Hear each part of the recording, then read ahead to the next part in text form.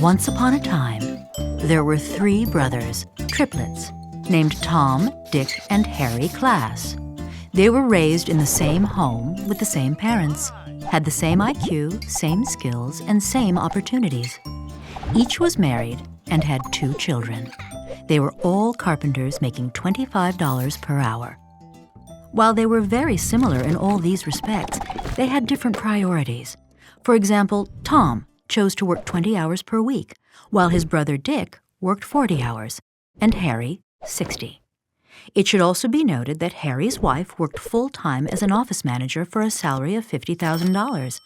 Dick's wife sold real estate part-time 10 hours a week and made $25,000 per year. Tom's wife did not work. Tom and Dick spent all of their family income. Since they paid into Social Security, they figured they didn't need to save for retirement. Harry and his wife, on the other hand, had, over many years, put away money each month and invested it in stocks and bonds. Here's how it worked out.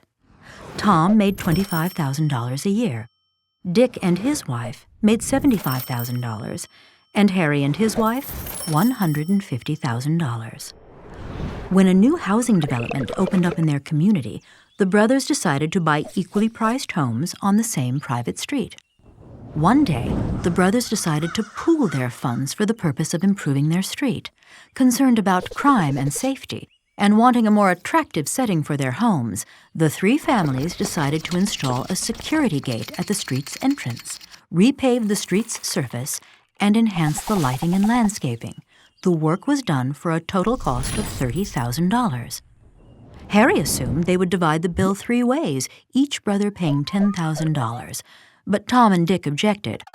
"Why should we pay the same as you?" they said. "You make much more money than we do." Harry was puzzled. "What does that have to do with anything?" he asked. "My family makes more money because my wife and I work long hours and because we have saved some of the money we've earned to make additional money from investments. Why should we be penalized for that?" "Harry, you can work and save all you like," Tom countered. "But my wife and I want to enjoy ourselves now, not 25 years from now." "Fine, Tom, do what you want. It's a free country. But why should I have to pay for that?" "I can't believe you're being so unbrotherly," Tom argued. "You have a lot of money and I don't. I thought you'd be more generous." At this point, Dick, the peacemaker in the family, entered the conversation. "I've got an idea," Dick said. "Our combined income is $250,000, and $30,000 is 12% of that amount. Why don't we each pay that percentage of our income? Under that formula, Tom would pay $3,000, I would pay $9,000, and Harry would pay $18,000. "I have a much better idea," said Tom, "and one that's fairer than what you're proposing." Dick and Harry turned to Tom. "Harry should pay $23,450. Dick, you should pay $6,550. And I will pay nothing." To Dick, this sounded completely arbitrary and not really fair, but it did have one big plus. His share would be $2,450 less under Tom's formula than under his own. So he decided to be silent. Harry, however, was stunned. "You want me to pay almost 80% of the bill despite the fact that each of us is receiving the exact same benefits? Where did you get such a crazy idea?" "From no less an authority than the U.S. government," Tom responded as he pulled out a gray booklet. "It's all right here in the IRS tax tables. This is the progressive income tax system all U.S. taxpayers live under, and I don't see why we should be any different. In fact, I believe all future improvements should be paid in this way." "Works for me," said Dick.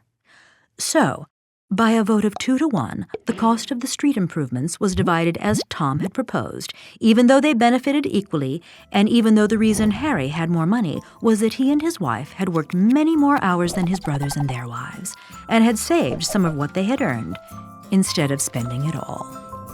Tom and Dick lived happily ever after with their new arrangement. Harry grumbled a lot, but whenever he complained, his brothers called him greedy and selfish. The end. Let's discuss an important concept from economics, the Laffer curve. This concept is named after the man who developed it, Arthur Laffer, a major American economist who has taught at the University of Chicago, University of Southern California, and elsewhere.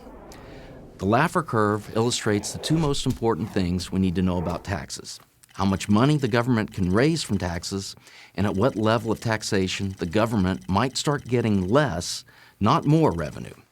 The Laffer curve is illustrated here by a two-dimensional graph. The horizontal line is the tax rate that the government chooses, and the vertical line is the revenue that the government receives from that tax rate. First, because 0 times any number is 0, if the tax rate is 0, then the government receives 0 revenue. Accordingly, 0, 0 is our first point on the curve. Now suppose the government chooses a very small tax rate, say 1%. The government will then begin to receive some revenue from citizens. This means that another point in the curve must be something like this. Now suppose the government charges a 2% tax rate. Then everyone would agree that it will receive even more revenue, which means that another point in the curve must be something like this. And if the government keeps raising the rate, then revenue will continue to go up, at least when we're in the low tax rate part of the graph. This means that if we fill in the curve, it has an upward slope, at least when we're in the low tax rate part of the graph. Now suppose the government charges a 100% tax rate. If this happens, then no one would work. That is, why would anyone work when the government is going to take all the money that they make? And if no one works, then national income would be 0. This means that government revenue would be 100% of 0, or 0. This means that another point of the curve must be here. Now, let's complete the curve. When we do, we see that the curve must have a hump. That is, it could look like this, or this, or this. But it has to have a hump. This is simply because the revenue line has to go up in the low tax rate part of the graph, and it has to start going down to reach the point we drew at the 100% tax rate. But if the curve slopes downward, it implies something remarkable, something that few of those who push for higher and higher taxes want to admit. It means that when tax rates are high, if you make them higher, you'll actually bring in less revenue to the government. This has in fact occurred in practice. For instance, during the Great Depression, when Congress passed the Hawley-Smoot tariff bill, although the bill raised taxes on imported goods, the revenue that came from those taxes actually decreased. A more recent example occurred in the early 1980s. After President Reagan and Congress drastically reduced the tax rates on the rich, the tax revenue that came from the rich actually increased.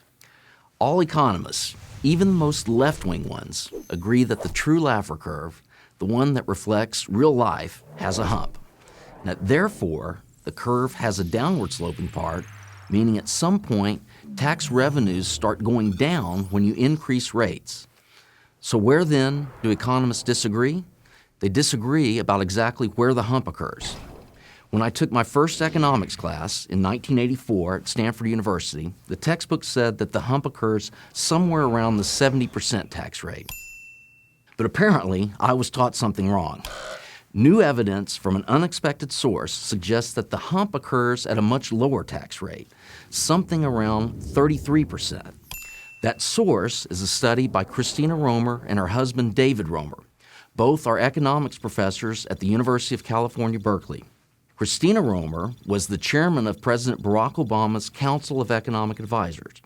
In other words, the study was written by one of the most influential liberal economists in the United States, and it was published in the American Economic Review, the most widely respected economics journal in the world. The study examined how national income responds to tax rates. But as far as what concerns us here, the key point is that if you do the math, the results imply that the hump on the Laffer curve occurs where the tax rate is around 33%, much lower than economists previously thought. Let's now put these findings into political terms. They suggest that no matter what your politics, you should not want tax rates to be above 33%. Obviously, conservatives and many moderates think rates should be lower than that. But even if you are an extreme left-winger and your only goal is to make government as big as possible, you should still oppose a tax rate higher than 33%. The reason is that, as the Romer and Romer study suggests, when tax rates go higher than that, the government actually gets less money. Everyone of every political persuasion should pay attention to the Romer and Romer study and its important implications. They suggest that if we decrease tax rates, government revenues might actually rise. I'm Tim Grosclose, professor of political science and economics at UCLA for Prager University. Here's a question you're likely to hear whenever the subject of taxes comes up. Do the rich pay their fair share? There are two parts to this question: who is rich and what is fair? Let's start with who is rich. Nearly everyone assumes that a person who is among the top 10% of all income earners qualifies as rich. But according to 2011 data, a top 10% household makes around $150,000 or above in gross annual income. That's income before deductions and taxes.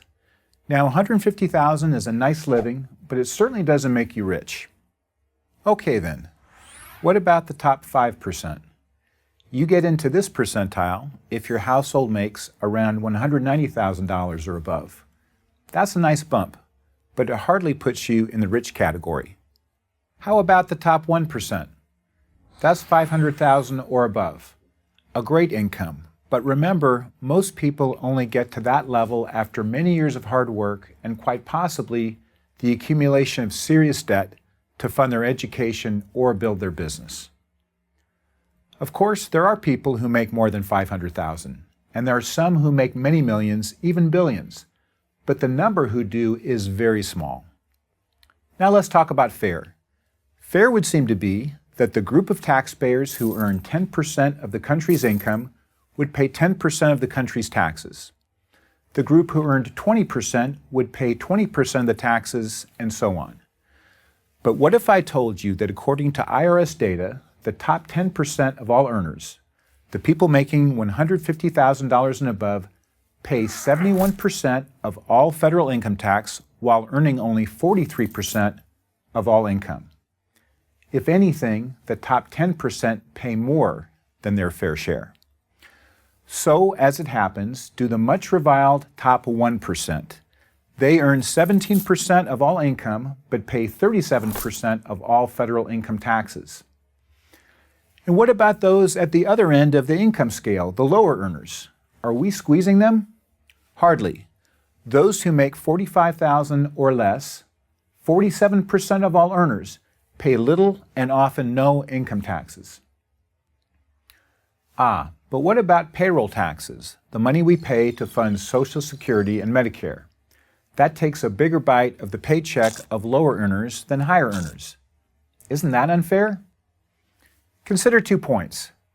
First, it's misleading to call the payroll tax a tax. It's really an insurance payment that guarantees we receive Social Security and Medicare after we turn 65. Second, the benefits we receive from Social Security are capped, no matter how much we have paid in. This means that the payroll taxes of high earners actually help subsidize the Social Security and Medicare benefits that low earners receive at retirement. How do all these numbers stack up against other countries? The U.S. income tax system is substantially more progressive, meaning that income tax rates rise as income rises, than other advanced countries, including Germany and Sweden. So if you think that our tax system is unfair because it coddles high earners, then you must conclude that tax systems in these other countries are even more unfair. So how high are tax rates on Americans today? Well, throw in federal tax increases mandated in 2013 and state taxes, and top earners face a tax rate of more than 50% in California and New York. Other states like Maryland and Connecticut are not far behind. Do you think a tax rate of greater than 50% is fair? If so, is there any rate that wouldn't be? Nobody's calling for bake sales for anyone in the top 10% of earners, and no one wants to minimize the struggles of those at the lower income strata. But to say the rich, however you might define them, don't pay their fair share is simply wrong. Finally, numerous academic studies, including ones that I have done, show that when tax rates are too high, investment, risk-taking by entrepreneurs, and therefore job creation all decline. And when that happens, it's the poor who suffer, not the rich. The rich do fine. It may feel good to take even more money from the top 10%, but it doesn't do good, and it sure isn't fair. I'm Lee Ohanian, professor of economics at UCLA for Prager University. The American Revolution started as a tax revolt over a single tax on tea.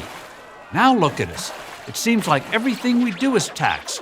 The system behind these taxes is a bureaucratic monstrosity, a deadweight on the economy. And it erodes our trust in the government that's taxing us. If you have enough lawyers, lobbyists, and loopholes at your disposal, maybe you can game the system. That's fine for big corporations and wealthy individuals, but what about the small business owner or the middle-class taxpayer? He just has to shut up and pay up. Nothing illustrates the disaster that our tax system has become than the mother of all taxes, the Federal Income Tax Code. This tax alone, with all its attendant rulings and interpretations, is estimated to be about 10 million words and rising.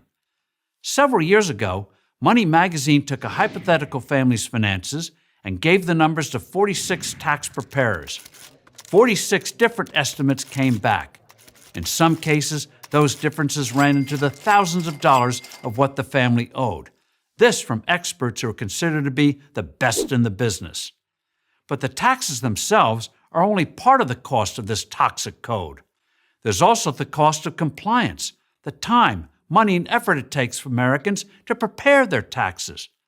A George Mason University study puts the annual cost of compliance as high as $378 billion, and the total annual economic cost, including work hours, at more than $600 billion. Again, these are annual costs, as in every year. That's a lot of money that could be used in more productive ways, creating new products, new services, new medical devices, new cures for diseases. Clearly, the time has come to drive a stake through the heart of this tax monster. So what should be done? Like most things, the best solution is the most simple. A single flat tax with no deductions, except for a deduction for each adult and for each child. Fill out a sheet of paper or key in a few numbers on your computer, and you're done.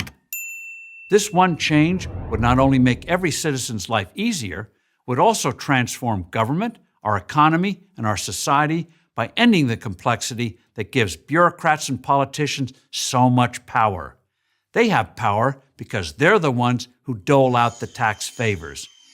It wasn't always this way.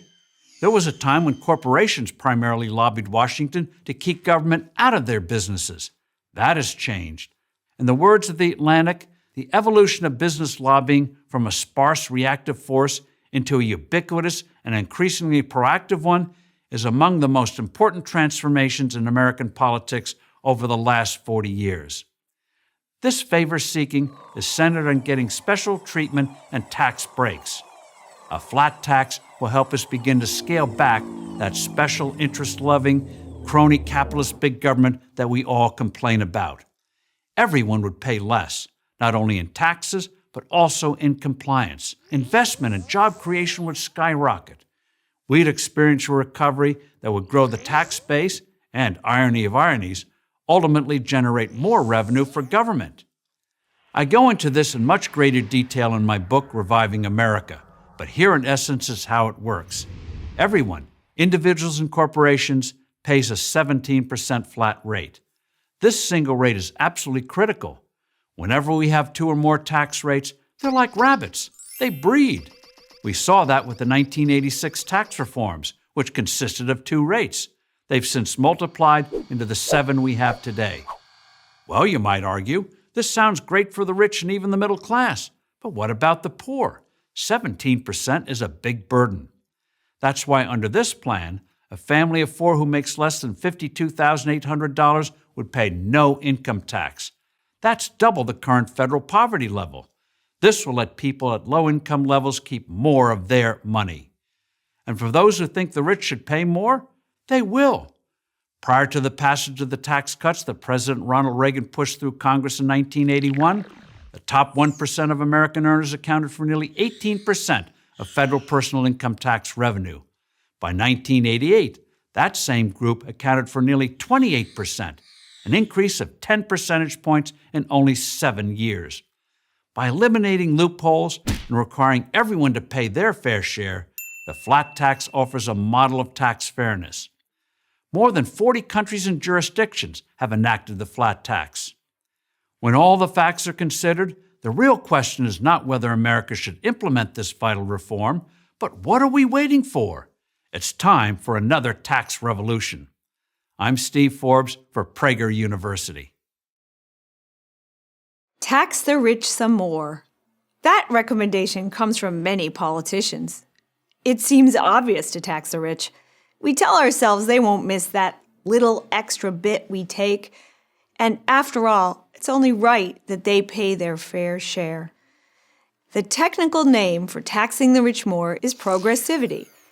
And it's hard to oppose a concept that shares its roots with an optimistic word like progress. But this surface logic obscures some important truths about progressivity. So let's stand back. The first thing we see when we take our distance is surprising. It is that many people don't know what progressivity is. Supposing you pay $5 in tax on your income. A rich man pays $10 because he makes twice as much as you. This arrangement sounds like progress, right?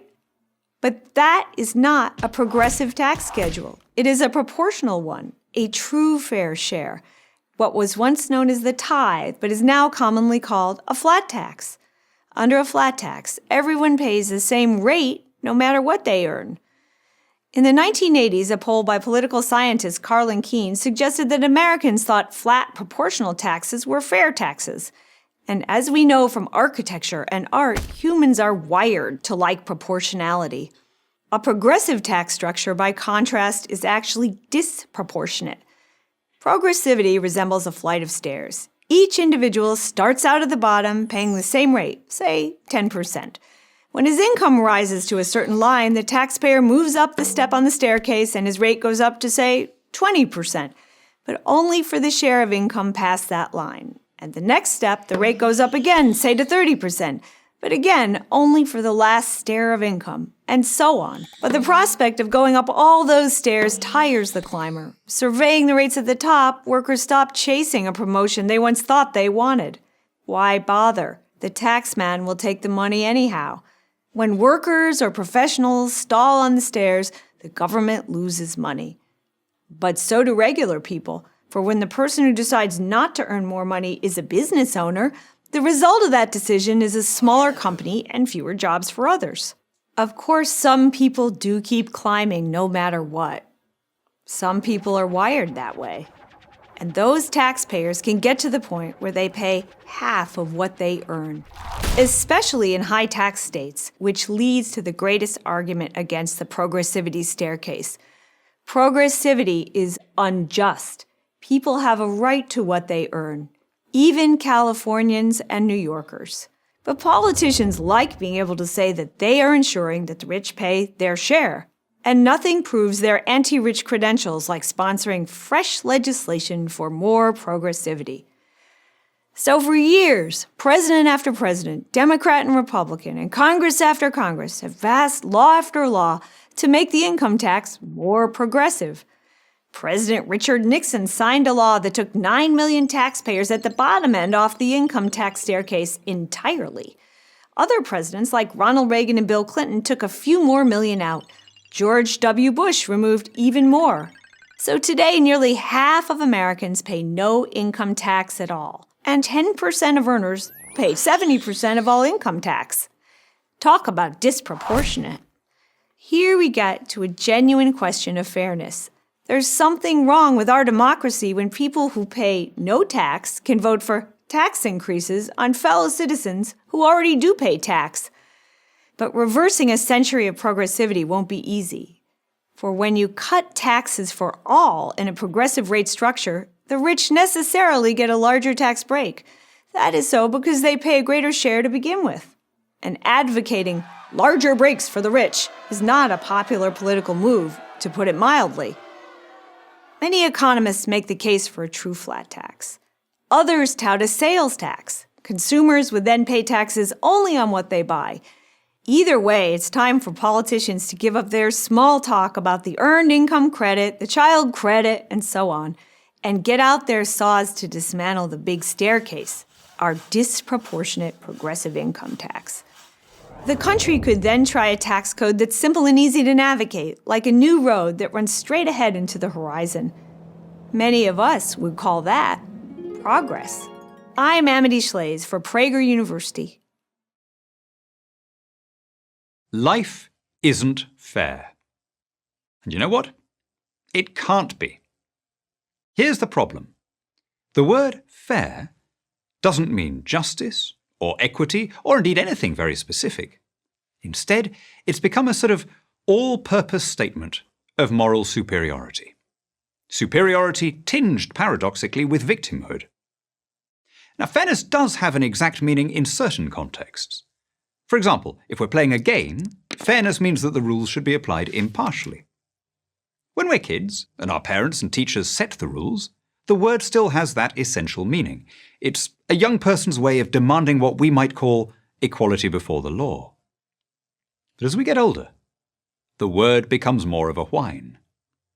In the mouth of a teenager, trust me on this, it's not fair means, more often than not, you won't let me do something I want. In recent years, though, something odd has happened. Adults have started using the word in much the same way that teenagers do. More than in any previous generation, people today retain their teenage sense of self-centeredness. They use "it's not fair" as a catch-all complaint, as an assertion of wounded entitlement. Look at a Google graph of the use of the word fairness. From around 1965, it looks like the proverbial hockey stick. Flat, and then it suddenly shoots up. We've developed a fairness obsession. But what do we mean when we use the word? Do we mean justice? Do we mean equality? Do we mean need? Or do we mean something else? Suppose you and Jane buy a cake together. You pay $6 and Jane pays $4. What would be the fair way to split it up? You could do it on the basis of proportionality. In other words, you get 60% of the cake and Jane gets 40%. Or you could do it on the basis of strict egalitarianism, half each regardless of who paid what. Or you could do it on the basis of wealth. Jane has much less money than you for non-essentials like cake, so maybe she should get the larger share. A case can be made for each approach. But the beauty of the word fair is that it doesn't require you to come down clearly in favor of any of them. It gives you the cover of ambiguity. So, for example, when a politician says, "We want the rich to pay their fair share," he doesn't usually mean that he wants the rich to pay taxes at the same rate as everyone else. He means that he wants them to pay extra. The word fair lets him present higher rates of taxation as a form of justice. But only if we don't think about it too hard. That's the beauty of it. Fair doesn't ultimately mean proportionate, or impartial, or equal. You can use it to mean almost any positive thing you like. "I want fairness" generally means, "Look at me, I'm a nice person." Demanding fairness lets you tell the world how decent you are without your actually having to contribute a penny. It's a kind of vanity. Mirror, mirror on the wall, who's the fairest of them all? Let's get real. The only way to distribute the cake is to see how much people are prepared to pay for their slice. Sure, that could leave a banker with a bigger slice than a baker. Sure, we might not like that distribution. We might feel that the baker is doing something more valuable than the banker. He's making delicious pastries while the money man doesn't seem to be making anything except money for himself. But how can we judge someone else's economic worth? You might want bakers to be paid more than bankers. I might want teachers to be paid more than movie stars. Since we all have our own preferences, the only way to measure the economic value of a service is to see how much others are prepared to pay for it. That's what the market does. It aggregates our preferences. It doesn't ask us in the abstract what we think someone else deserves. It tests in reality how many hours of our own labor we're prepared to put in in exchange for a product or a service. Under every other economic system, our relations are mediated by accidents of birth and social caste, and financial rewards are determined by favoritism. The free market alone gives everyone the same rights. My money is as good as yours. You can't get fairer than that. I'm Daniel Hannan, president of the Initiative for Free Trade and author of Inventing Freedom for Prager University. This video was made possible by a generous donation from the David and Janet Pollock Foundation. Ever since Franklin Roosevelt promised Americans a New Deal in 1932, liberal politicians and pundits have insisted that the government must do more to alleviate poverty, increase economic security, and enhance the quality of life. But the word more implies there's a level of government activity that would be enough. In reality, however, there's never enough. That's because the liberal theory and practice of activist government is an endless pursuit of a goal that can't be achieved. When was the last time you heard a liberal politician say, "Yeah, we solved that social ill. We're just going to close up that government agency now, zero out the budget, and move on to another problem"? What you hear instead is that we need more. And more always sets the stage for still more down the road. Liberalism's lack of a limiting principle raises two questions. First, can our republic govern itself on this basis? Second, should it? My answers are maybe and no. Maybe we can go on, at least for a while, to continue to expand entitlement spending. We've been doing it for decades. Adjusted for inflation and population growth, government spending, federal, state, and local, was nearly 7 times as large in 2014 as it was in 1948. That sounds like a perfect example of the economist's adage, if something can't go on forever, it won't. In 1948, government spending amounted to 17%, just over 1/6 of our gross domestic product, the total value of all the goods and services produced by the American economy that year. In 2014, government spending was 32% of GDP, just under 1/3. This trend puts us on a steady course to a European social democracy, one where government spends more than 50% of GDP. Europe is straining under this burden. France, for example, the third largest economy in the European Union, has stagnant growth and unemployment twice as high as America's. Even nations with stronger economies, such as Sweden and Germany, face the dilemma of welfare states around the world. The number of workers paying taxes continues to decline, while the number of beneficiaries, those who receive government benefits, continues to grow. America has the same problem. As it is, government spending on social welfare and insurance programs, the part of the budget liberals like best, is crowding out everything else. Such spending accounted for 72% of federal outlays in 2014, twice the proportion in 1969. Common sense suggests this can't go on indefinitely. Which brings us to the second question. Should America govern itself on this basis? That is, should America become like Europe? Liberals say yes, conservatives say no. Conservatives insist that the European model is wrong for America, even if we can afford it. The key to this argument is that America's founding did not just establish a government, but defined a nation with a distinct character. Healthy skepticism of government, even when it announces the intention to use its power benevolently, is a central feature of that character. The "don't tread on me" spirit that animated the founding remains strong.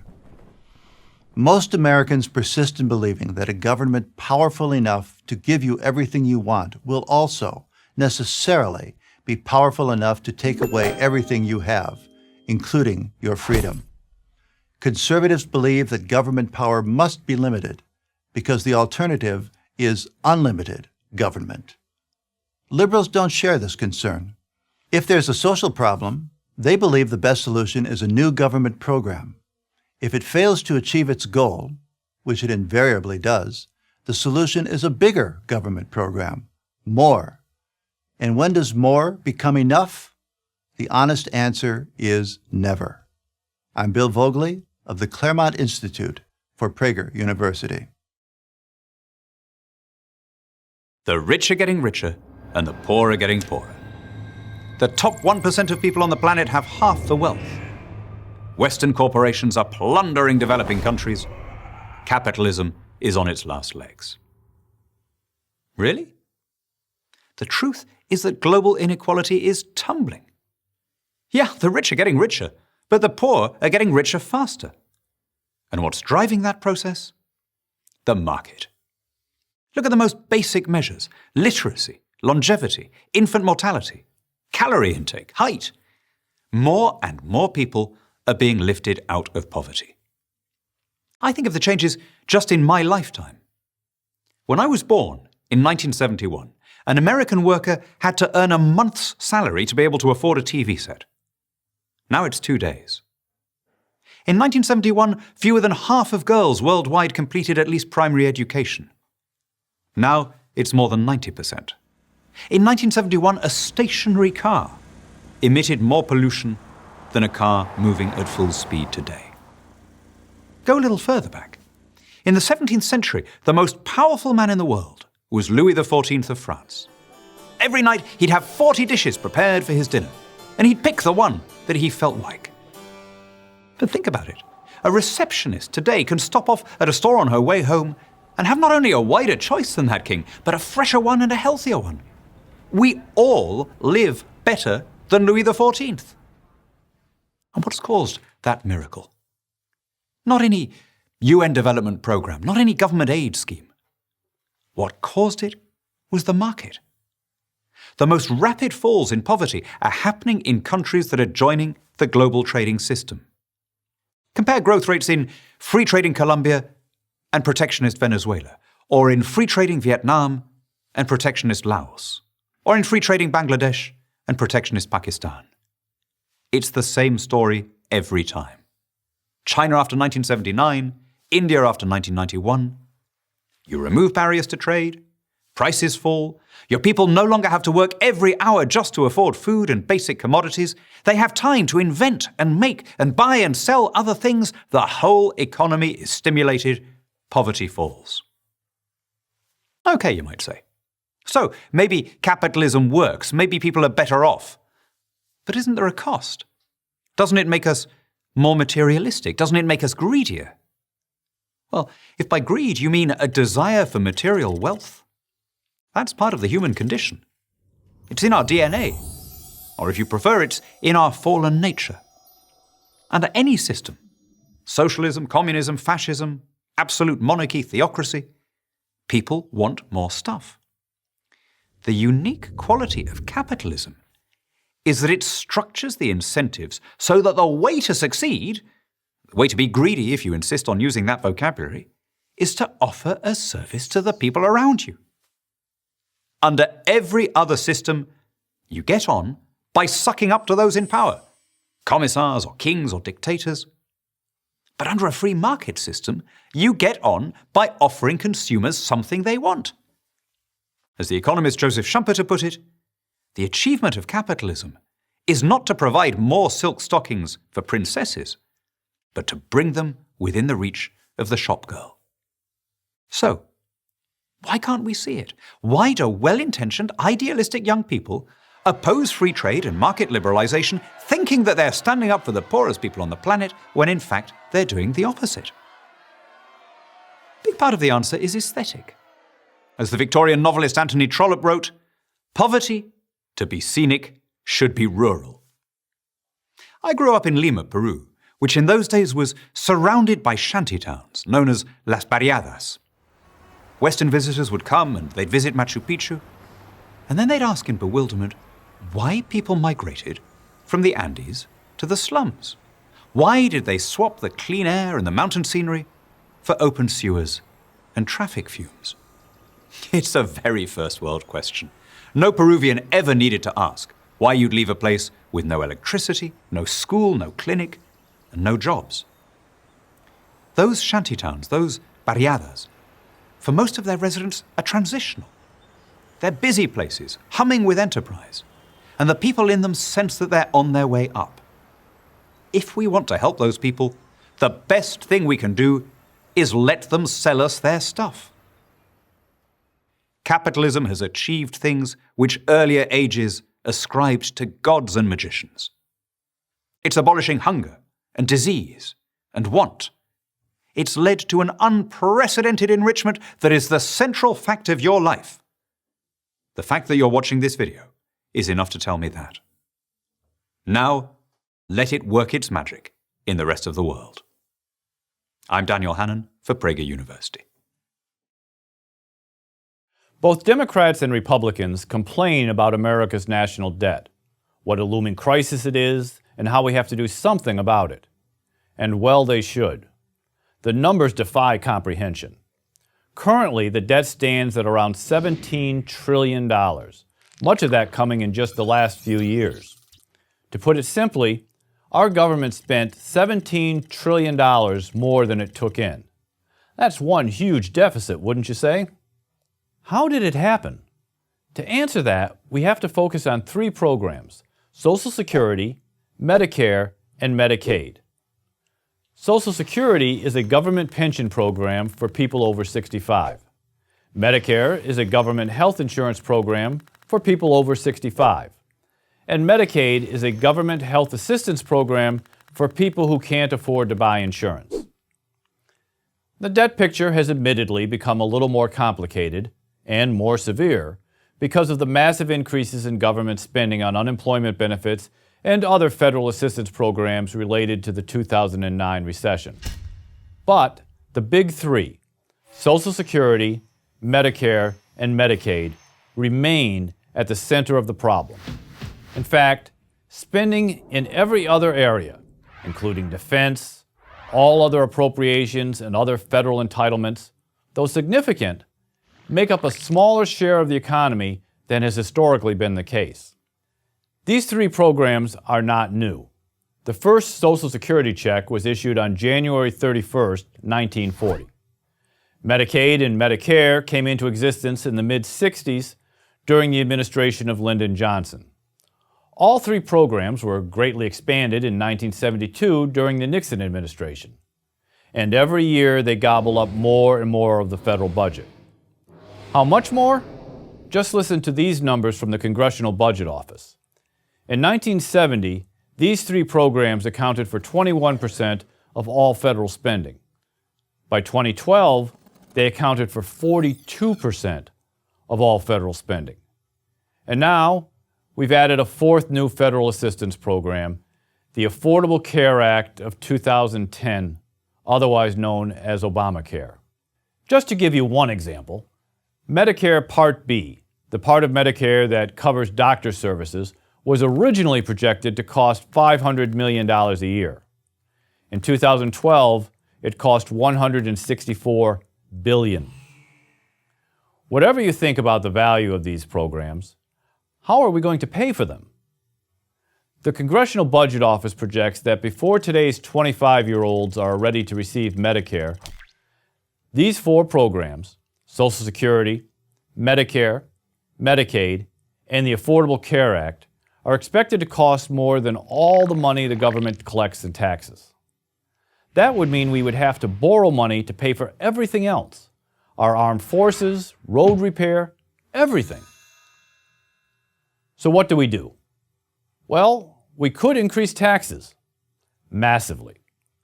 But to raise the kind of money we'd need, we'd have to significantly increase taxes on everybody, especially the middle class. That means taking a lot more money out of your paycheck and mine. Because if you think we could get what we need from the rich, well, think again. If we took all the earnings of people who make more than $1 million, a 100% income tax, that would only net us a little more than $600 billion. And obviously, we could only do that once. The second answer, and much more practical one, is to cut spending. Specifically, cut the rate of growth of the three legacy programs: Social Security, Medicare, and Medicaid. That doesn't mean spending less money than we already are. It simply means not increasing our spending as fast as we have been. Social Security would be a good place to start. In 1940, the average life expectancy of an individual in the United States was less than 65, the age at which people begin to get Social Security. Today, average life expectancy in the U.S. is almost 80. Obviously, it's time to move the age at which Americans receive Social Security to reflect our longer lifespan. There are a lot of common sense reform ideas out there, but if we don't enact a few of them soon, we are just going to continue to watch the debt grow bigger and bigger. This issue, controlling spending, should be of intense interest to everyone, but especially Americans under 30. If we go on spending much more than we take in, they're the ones who are going to be left holding the bag. So the next time a politician proposes a generous new government benefits program, the first question should be, where is the money going to come from to pay for it? And if he or she is honest, there's only one answer: from you. I'm Michael Tanner of the Cato Institute for Prager University. There's been a lot said and a lot written about income inequality, about how unfair it is that a few people are very rich and the rest of us aren't, that the income gap between the wealthy and even the middle class, let alone the poor, is so large. There's only one problem with this complaint. It's wrong. Income inequality is actually a good thing when it's the product of a free market economy. And your own life proves it. An economy is made up of millions of individuals making decisions about their own lives, where and how much they want to work, what they want to buy, and so on. You are one of those individuals. In a country like the United States, you are free to pursue a path in life that you believe best suits your talents. That talent might be teaching, or making music, or banking, or starting a small business, or raising a family. Whatever it is, this freedom helps to make life enjoyable, exciting, and meaningful. But it's also an expression of inequality. This is simply because we're all different. We have different talents, different temperaments, different ambitions. That's okay because, again, in a free society, we can seek out opportunities that play to our personal strengths, that distinguish us from others. If you find what you're really good at and work hard, you might have great success and make a lot of money. If you're an outstanding athlete, I'll buy a ticket to see you play. If you're a savvy investor, I'll give you some of my money to invest. As long as you have the freedom to guide your own destiny, you have a chance to reach your full potential, achieving success however you define it. But if someone, say a government bureaucrat, told you that your ambition had limits, that there was a ceiling above which you could not rise, I doubt you'd be happy about it. You'd feel like you were in a straitjacket. Forced equality means less opportunity to pursue what makes you individually great. But what about the growing gap between the rich, the 1%, and the rest of us, the 99% that one hears so much about? Isn't that a bad thing? Again, the answer is no. Here's why. In a free market economy, people become wealthy, making what the rich enjoy today into something almost everybody can enjoy tomorrow. The rich are the test buyers. Consider the cell phone. Now we all have them, but when Motorola manufactured the first one in 1983, it was the size of a brick, had a half-hour battery life, reception was terrible, and calls were very expensive. It cost $4,000. But if no one had bought that $4,000 brick, there wouldn't be a $40 cell phone today. In the 1960s, a computer cost over $1 million. Nowadays, thanks to billionaires like Michael Dell, we have incredibly advanced computers that cost us a few $100s. Remember what an out-of-reach luxury flat-screen TVs once were? Only the rich could afford them. Today, your living room is essentially your own private cinema. The free market is about turning scarcity into abundance. What was once available to the few is now available to the many. Wealth inequality is an important corollary to that truth. So, should I resent the people who became wealthy because they have more money than I do? Or should I be grateful for the economic system that allows them to enrich my life and the lives of millions of other people? This feature of the free market, income inequality, can appear terribly unfair. But with a little further investigation, the real picture becomes clear. Income inequality makes what once seemed like impossible luxuries available to almost everyone. It provides the incentive for creative people to gamble on new ideas. It promotes personal freedom and rewards hard work, talent, and achievement. In sum, income inequality signals that individual liberty, opportunity, and innovation are all present in a free economy. Pretty good for something that's supposed to be so bad. 2 final points. The 1% Club is always open to new members, and you don't have to be in the top 1% to have a very good life. And that, not the existence of the very wealthy, is what matters most. I'm John Tamney, editor of Real Clear Markets for Prager University. I want to talk to you about 3 words that should scare the heck out of you, especially if you're young. Public pension liabilities. Okay, I know you probably have about 100 things you're worried about, and public pension liabilities likely aren't one of them. But that's the reason this is so scary, because almost no one is paying attention. Unless you're okay with your city going full Detroit and giving more of your hard-earned money to pay off someone else's debts, stay with me. So what is a public pension liability?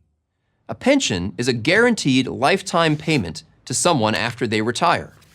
Pensions used to be a big deal in the private sector. Every major American company had them. But they became too expensive, and companies have taken steps to phase them out. However, pensions still live on in the public sector among employees of the government, and they're eating city and states' budgets alive.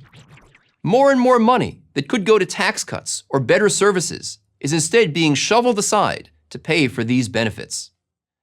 Why is this happening? Over decades, politicians have promised trillions of dollars in pensions to government workers. That includes police, firefighters, teachers, and city and state officials. You name a government job, and there's a pension associated with it. Now you may be wondering, how big are these payments?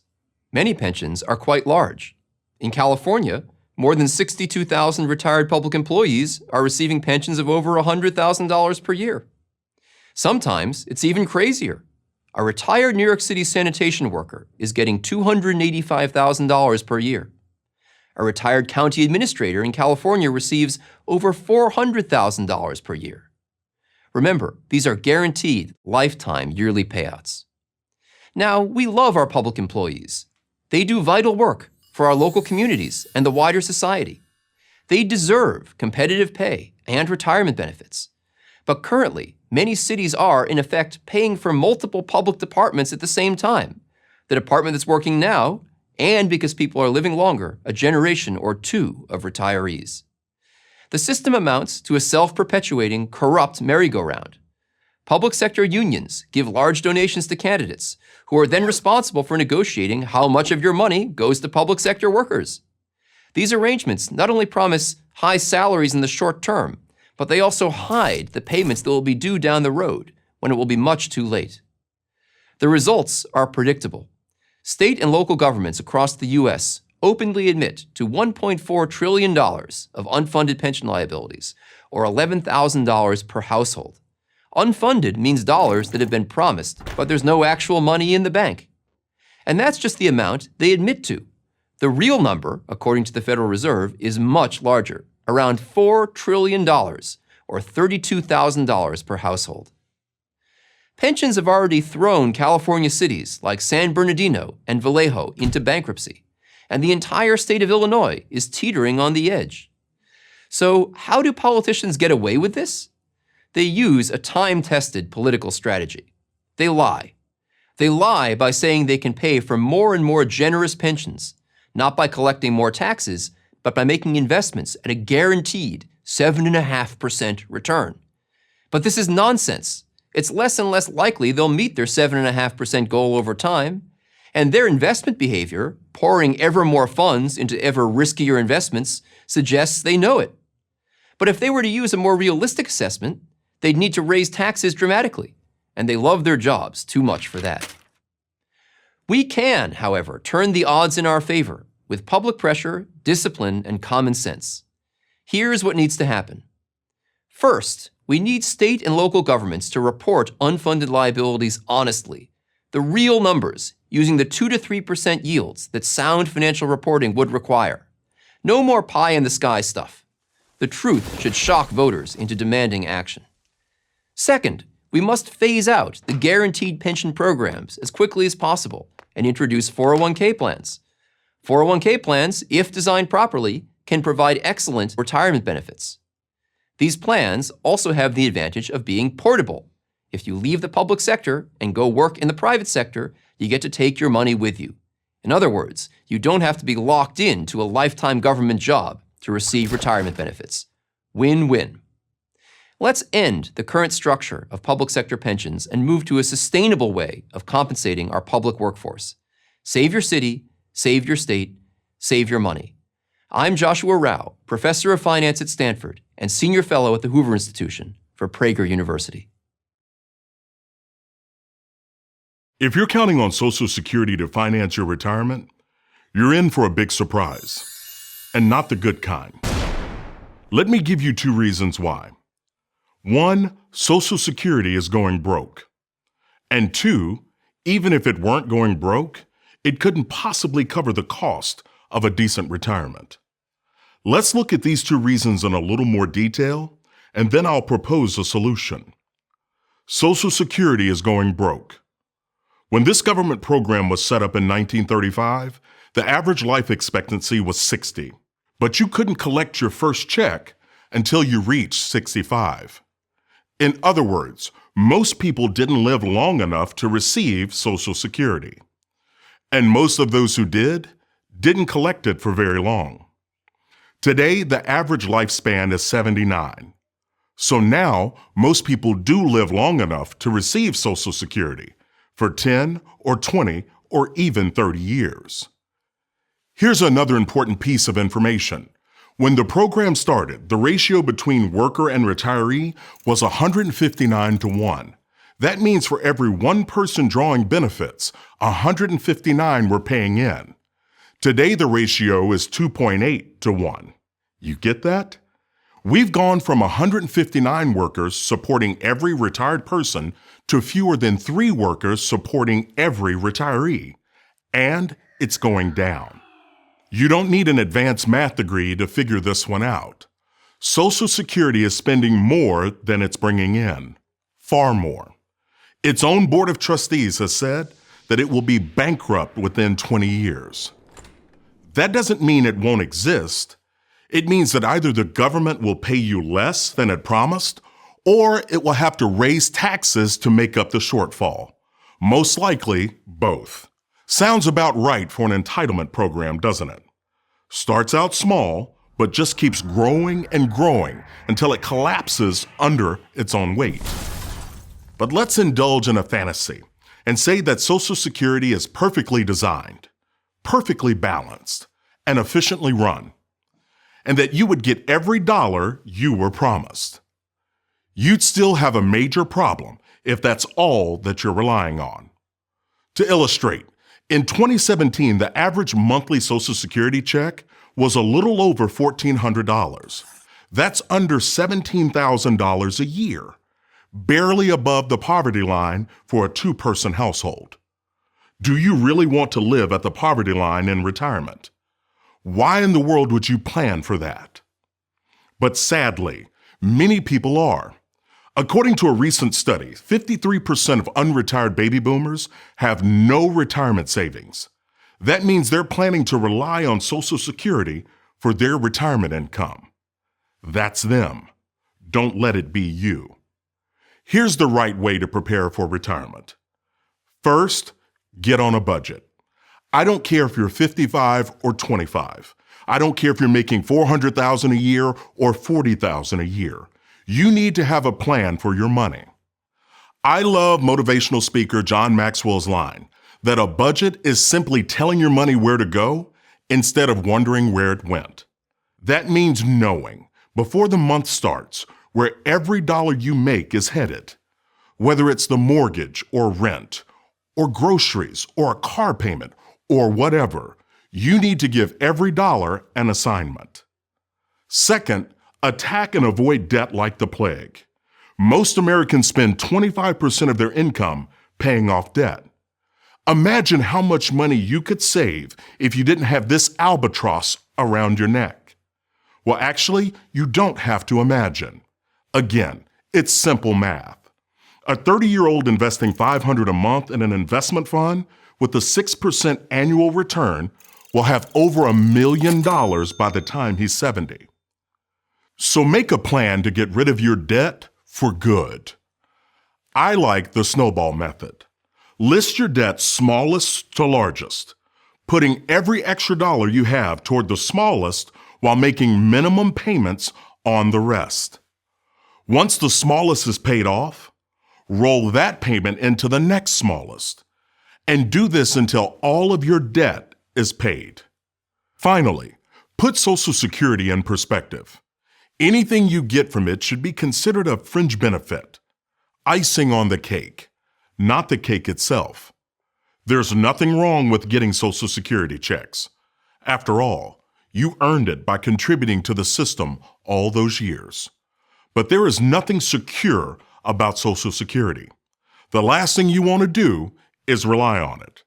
If you do, well, good luck. I'm Chris Hogan for Prager University.